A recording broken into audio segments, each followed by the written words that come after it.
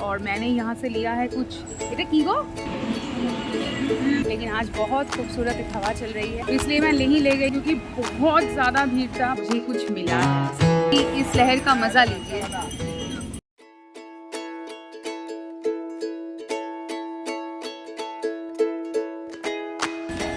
Guys अब हम आ चुके हैं बीच के पास। कल भी आए थे लेकिन बिल्कुल भी हवा नहीं चल रही थी, मैंने कहा था आप लोगों से, लेकिन आज बहुत खूबसूरत एक हवा चल रही है। और सुबह हम गए थे जगन्नाथ दर्शन के लिए, लेकिन वहाँ पर मैंने सोचा था कुछ रिकॉर्ड करूँगी, अपने वीडियोस में डालूँगी, लेकिन मोबाइल भी नहीं अलाउ है। तो और हम 2 जन ही हैं बस, उसके लिए मैंने लेना ठीक नहीं समझा, क्योंकि किसी ना किसी दुकान में वो जमा रखना पड़ता है, वो थोड़ा रिस्की हो जाती है, तो इसलिए मैं नहीं ले गई। और नहीं लेके ना अच्छा किया, क्योंकि बहुत ज़्यादा भीड़ था, बहुत ज़्यादा। पता नहीं क्यों, शायद आज मई मंथ की फर्स्ट डे है, वो सबकी छुट्टी है, और सोमवार को कुछ पूजा रखी जाती है महाप्रभु के सामने, शायद उस वजह से बहुत ज़्यादा भीड़ था, तो हम नहीं लेके गए तो अच्छा किया। तो अगर आप आ रहे हो तो कोशिश करना फ़ोन को या फिर कैमरा को घर में ही रखने के लिए, क्योंकि वैसे भी हम मंदिर के अंदर तो अलाउ है ही नहीं। सो दोस्तों, अगर आप जा रहे हो जगन्नाथ दर्शन के लिए तो आपको एक चीज़ सजेस्ट करना चाहूँगी कि एकदम सुबह सुबह जाना ही सही रहता है, और वैसे भी बहुत ज़्यादा भीड़ होती है, बहुत बड़ी लाइन, लंबी लाइन में खड़े रहना पड़ता है। और एक चीज़ है, 8 से 9 या फिर 9 से 10 महाप्रभु को भोग चढ़ाया जाता है, जिस वजह से गेट बंद रहती है। उस टाइम पे अगर कोई लाइन में कितने सारे भी लोग रहे, वो गेट नहीं खुलते हैं। और उसके बाद फिर 10 के बाद वो गेट ओपन हो जाती है। नॉर्मली जैसे दर्शन होते हैं वैसे ही होता है, लेकिन फिर से 12:30 से 1 के बीच महाप्रसाद लगाए जाते हैं, और उस दौरान भी गेट क्लोज़ किया जाता है। तो आप उस हिसाब से, मेरे ख्याल से जितने सुबह आप पहुँचेंगे उतना ही ज़्यादा बेहतर होगा। तो हम जिस टाइम पे गए थे उसके बाद करीबन 3 घंटे लाइन में खड़े रहने के बाद, बहुत लंबी सी एक इंतज़ार के बाद हमको महाप्रभु की दर्शन हो गई, और बहुत अच्छे से दर्शन हुई है। और अभी हम बीच में बैठे हैं, जो नज़ारा यहाँ से मुझे दिख रहा है वही मैं कैप्चर करने की कोशिश कर रही हूँ। बहुत खूबसूरत लग रहा है ये शाम का नज़ारा, और आज बहुत खूबसूरत हवा चल रही है। और यहाँ पे हम बीच में बैठे हैं। पीछे की कैमरा इस पिक्चर को ना इतना जस्टिफाई नहीं कर पा रहा है, जो मैं अपने खुले आँखों से देख रही हूँ। वैसे भी नेचर का ब्यूटी अगर देखना है तो वो खुले आँखों से देखना ही ज़्यादा बेहतर होती है। कोई भी कैमरा उसको शायद उतना जस्टिफाई नहीं कर सकता जो हमारी आँखें कर सकती हैं।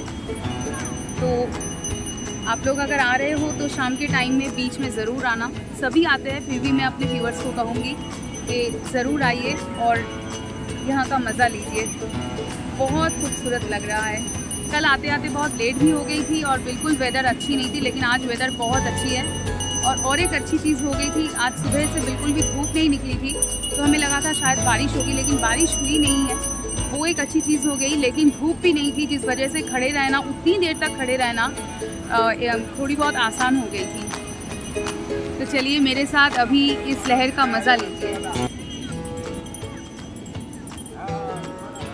वैसे उस दिन ना हम यूं ही लहर के सामने बहुत देर तक बैठे थे, और एक बहुत ही प्यारी सी शाम बिताई हमने, और एक अच्छी रियलाइजेशन भी हुई कि वक्त और हालात चाहे कैसे भी हो, बीच बीच में घूमने जाना बहुत अच्छी होती है, और अपनों के साथ वक्त बिताना उससे भी ज़्यादा ज़रूरी। अगले ही दिन हमारी वापसी का ट्रेन था, इसलिए मन भी थोड़ी बहुत ख़राब हो रही थी, लेकिन वापस भी आना था और मन को मनाना भी था। हम ना बहुत दिनों बाद घूमने आए थे, ऊपर से वक्त तेज़ी से गुजर रही थी। वक्त रेत की तरह है ना, हाथ में कहाँ आती है। इसलिए मैंने अपने मन को मनाने के लिए तुरंत बाद चली गई बास्किन रॉबिन्स में, वहाँ से कुछ आइसक्रीम ट्राई करने। दोस्तों, हम अभी खड़े हैं बास्किन रॉबिन्स के सामने। जी हाँ, और मैंने यहाँ से लिया है कुछ এটা কি गो, रोस्टेड आमंड। ये कुछ रोस्टेड आमंड टाइप की कुछ फ्लेवर है, और बहुत अच्छा लग रहा है खाने में। बहुत बढ़िया सा टेस्ट है इसकी। और इसी एक स्कूप की प्राइस है 150। तो बास्किन रॉबिन्स की प्राइस थोड़ी ज़्यादा है, सभी को पता है। हाँ, ये हमारी होटल के एकदम बाजू में ही है, तो आप कभी आओ पुरी में तो इसकी भी आप स्वाद ले सकते हो। बास्किन रॉबिन्स यहाँ पर भी है, तो काफ़ी अच्छी है। और ये आप कोन में भी ले सकते हैं, कप में भी ले सकते हैं, पर मैंने कोन में लिया है, मुझे बहुत अच्छा लगता है और बहुत बढ़िया लग रहा है। तो दोस्तों, मैंने ना इसके पहले बास्किन रॉबिन्स से कुछ ट्राई की थी, बहुत पहले कुछ वेगन टाइप की आइसक्रीम थी। तो वेगन बनाने के चक्कर में उन लोगों ने दूध के बदले, मतलब दूध डेयरी प्रोडक्ट होती है, तो उसके बदले उन्होंने कुछ सोया मिल्क या फिर किस चीज़ की पता नहीं क्या इस्तेमाल की थी। उसकी स्मेल पूरी नारियल तेल की जैसे स्मेल होती है, बिल्कुल वैसी आ रही थी। और जिस वजह से मुझे बास्किन रॉबिन्स से ना मतलब मेरा जो लगाव थी कि आप बास्किन रॉबिन्स है, बहुत अच्छा होगा, वो लगाव ही उठ चुका था। मैंने सोच लिया था मुझे बास्किन रॉबिन्स से कभी और कुछ नहीं खाना है। लेकिन आज पता नहीं क्यों 2 दिन से देख रही हूँ, सामने ही है, एकदम होटल के बाजू में ही है, तो सोचा एक बार ट्राई करते हैं।